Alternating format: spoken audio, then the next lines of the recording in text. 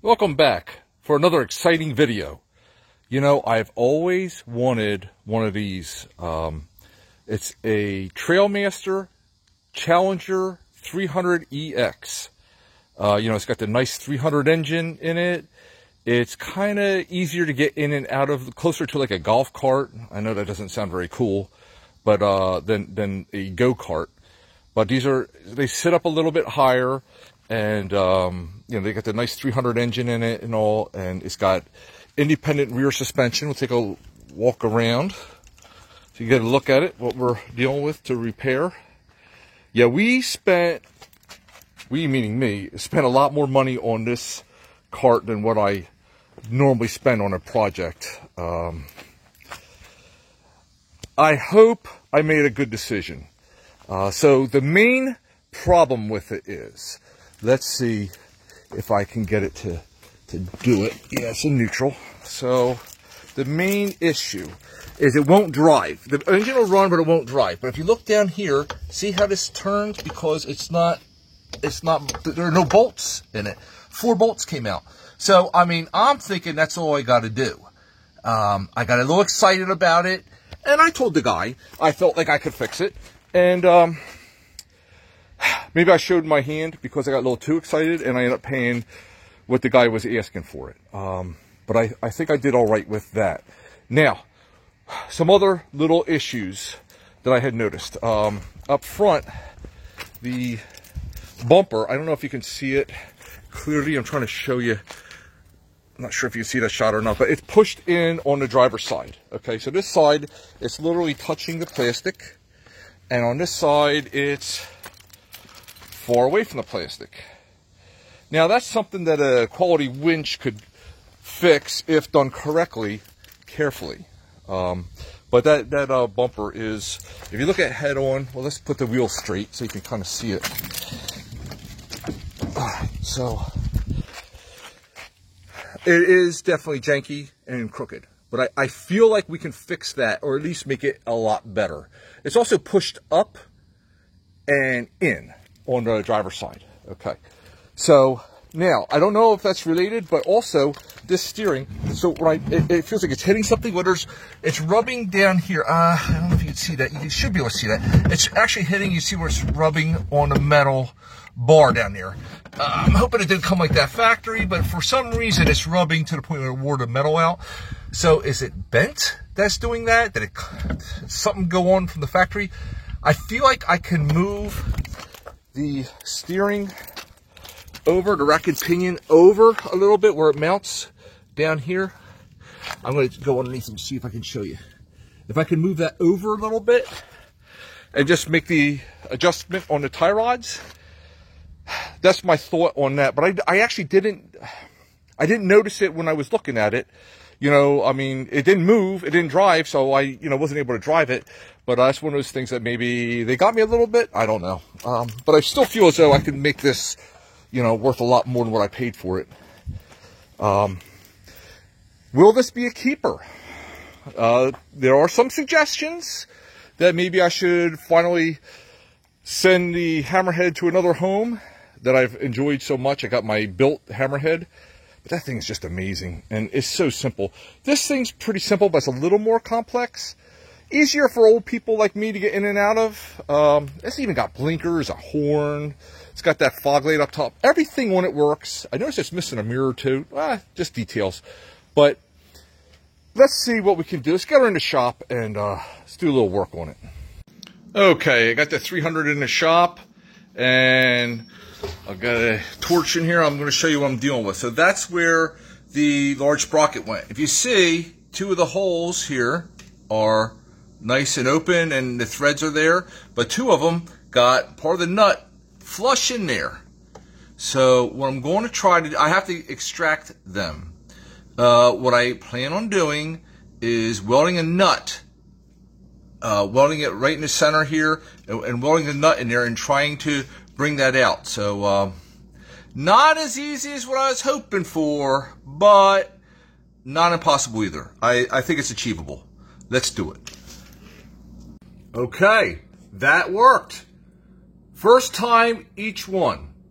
I just welded a nut on the end and There's an 11mm nut, and I just screwed it right out. Here's what they look like right here when they come out. It's not beautiful, but it works. I'm excited. And let's put it back together.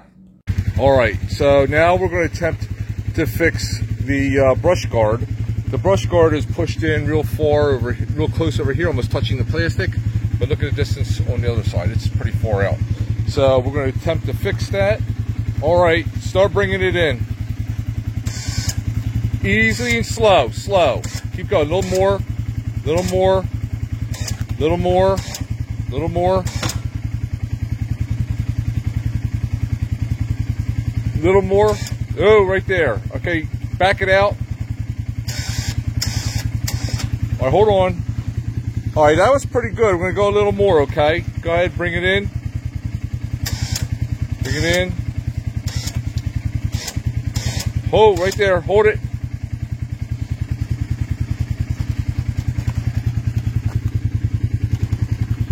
A little more.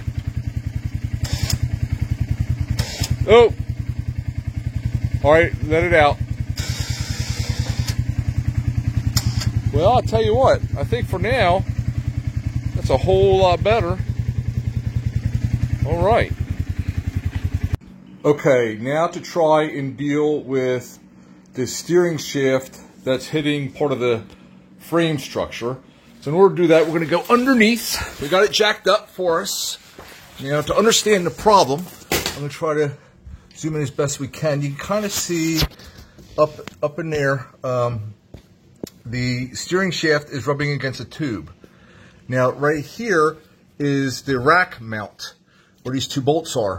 The idea is to cut off the whole mount and weld it, as you're looking at it to the left, the passenger side, about a 1/2 inch to 1 inch, maybe a 1/2 inch, just so it can clear that back there.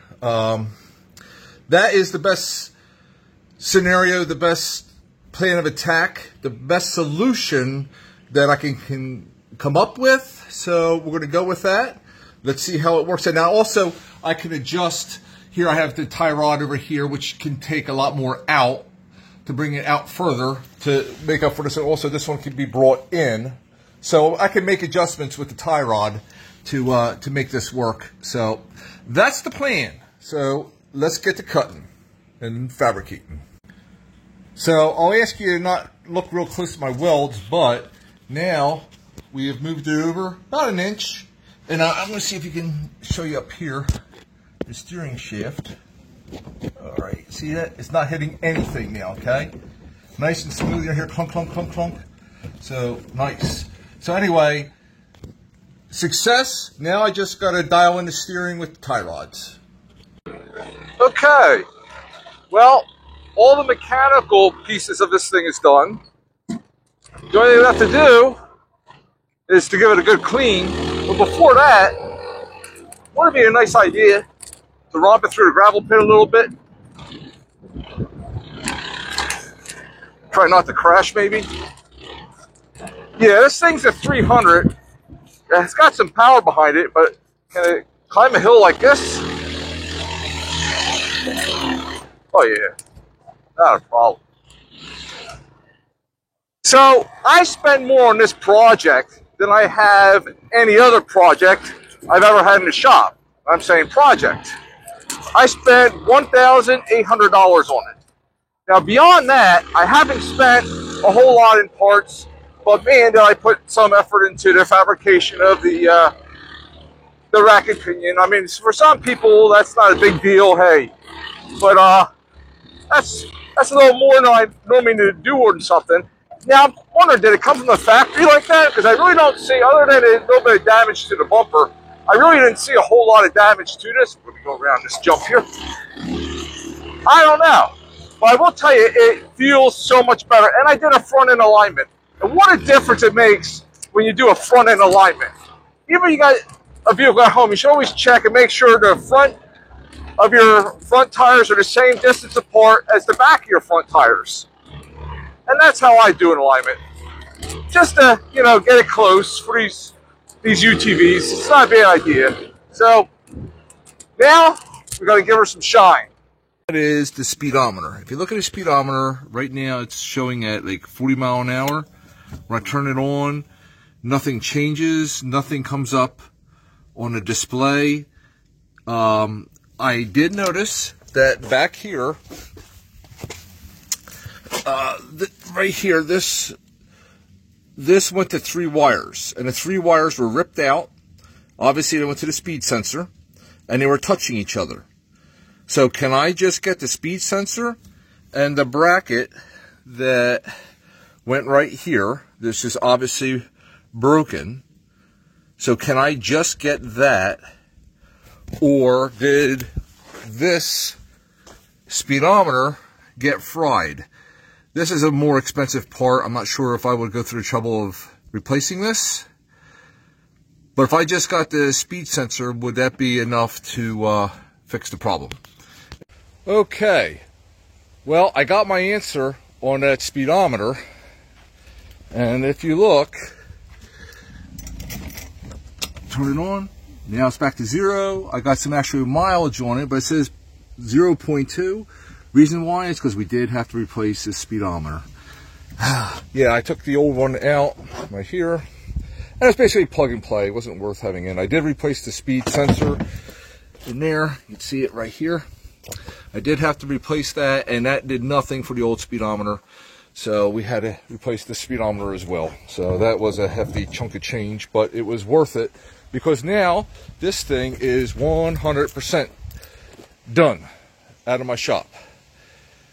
Everything's on. The bumper looks beautiful, the steering works beautiful, obviously the sprocket's fixed. Everything that we set to repair on this thing is completely done and ready for sale. Not going to keep it. It's beautiful. I really like it, but how many buggies can a man have, really? But anyway, I think up next is going to be the verse of today. Well, you know, I really enjoyed putting this project together. It was the most ambitious project I've ever embarked in. It's the most expensive project to start with, but I feel as though that I think we're going to do okay on this. It's shined up really nice. Everything on it works exactly like it should. But I'll be honest with you, I've been a little stressed out between having a full-time job, and I now have 3 projects in the shop, and one of them isn't even selling. And sometimes, you know, the burdens can kind of get to me. I'd like to share a verse with you if I could. Matthew 11:28. It says this, "Come to me, all you are weary and burdened, and I will give you rest." You know, that's Jesus. That's from him, and he's telling us that we can take our burdens to him. When you're stressed out in life, when you're going through something that just nobody else can understand, Jesus loves you, and Jesus wants you to take your burdens to him. This verse doesn't say get rid of your burdens and then come to Jesus. It doesn't say get clean and then go to church. It doesn't say get right and then come to me. It says bring your burdens to me and I will give you rest. Doesn't that sound awesome? Folks, having a relationship with Jesus Christ is the best decision you can ever make. You can take your burdens to him, whatever they are, whatever people just don't understand about you. Jesus says, bring them to me and I will give you rest. Friends, if you like what you see here, like, subscribe, and hit that notification bell. Thanks for watching. Take care.